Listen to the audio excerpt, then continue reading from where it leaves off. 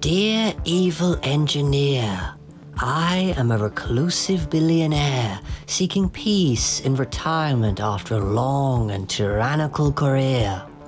Being even more misanthropic than the typical villain, I would like to live as far from human civilization as possible, the bottom of the ocean. Could you advise me how to build a lair on the ocean floor? Yours. And I'm like a villain.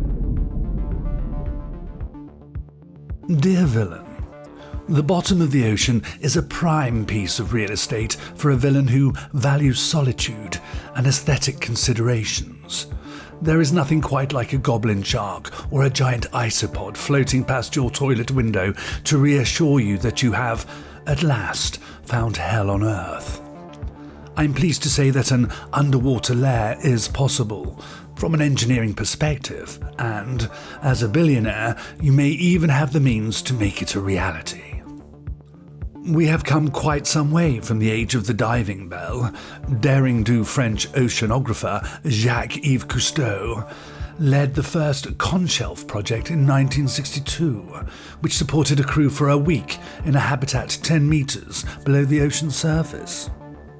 The flurry of efforts that followed came to an abrupt stop at the end of the decade after a death during preparation for Sealab 3, which aimed to support a crew of aquanauts 190 meters below the surface. From then on, space became the only frontier that mattered. Today, there are 3 major underwater laboratories, all in Florida Keys, and a handful of submerged recreational facilities, such as restaurants. It is possible to push larger, deeper, and for longer periods of time than we managed in the 1960s. Let's look first at how to build a lair at the bottom of the ocean, and then consider how to live in it. Building structures underwater is possible. The oil industry does it, but it is complex and expensive, even for something as structurally simple as a pipeline. To build your lair, you will want to either divert water during construction, such as with caissons or cofferdams, or to construct it on the surface and then submerge it.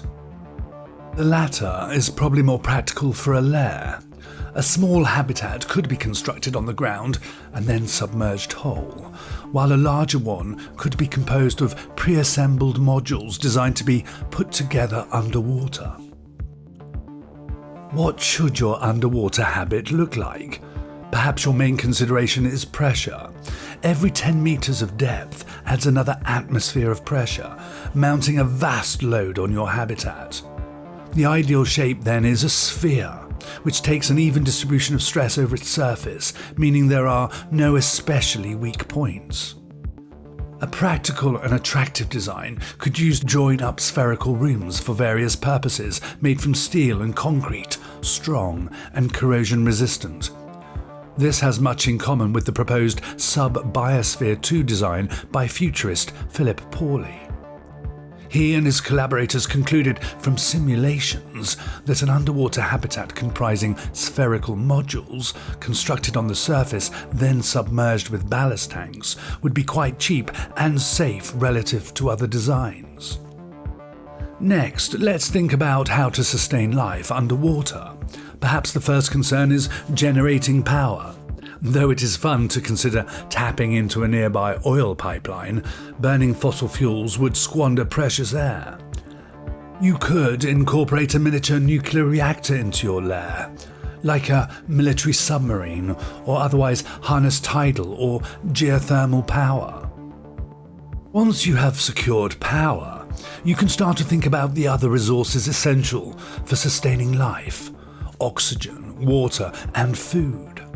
Oxygen and water are easy. You can extract them from seawater through electrolysis and desalination respectively.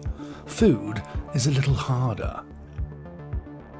You could bring regular deliveries of food from the surface using miniature robot submarines or trained animals. Dolphins were used to deliver to the 62-meter deep Sealab 2. You could farm sea plants and animals, or you could grow your own food.